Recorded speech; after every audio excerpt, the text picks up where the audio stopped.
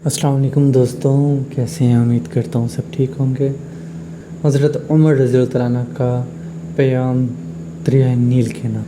مصر میں زمانہ جاہلیت سے یہ دستور چلا آ رہا تھا کہ جب بھی دریائے نیل ٹھہر جاتا تو ایک حسین اور خوبصورت لڑکی کو قتل کر کے دریا کے حوالے کر دیا جاتا، تو دریائے نیل پھر حسب معمول چل پڑتا۔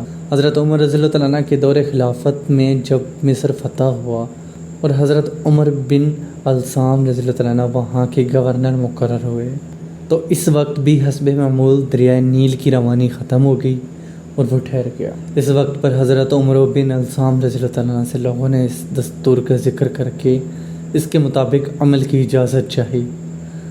حضرت عمر بن السام رضی اللہ تعالیٰ نے فرمایا کہ یہ جہالت کی رسم ہے، ہم ایسا نہیں کریں گے، البتہ حضرت عمر رضی اللہ تعالیٰ سے میں مشورہ کروں گا۔ چنانچہ حضرت عمر رضی اللہ تعالیٰ نے امیر المومنین کو خط لکھا اور اس واقعے کی پوری تفصیل بیان کر کے مشورہ چاہا۔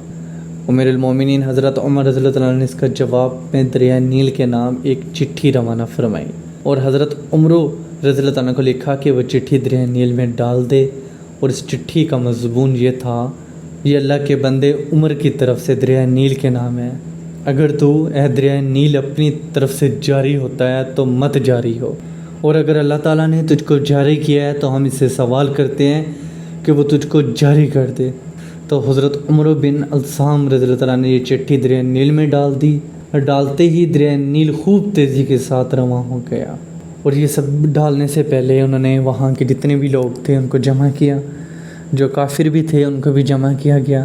ان سب نے یہ جب نظارہ دیکھا، اللہ تعالیٰ کی قدرت دیکھی، تو کافی لوگ وہاں پہ مسلمان ہو گئے۔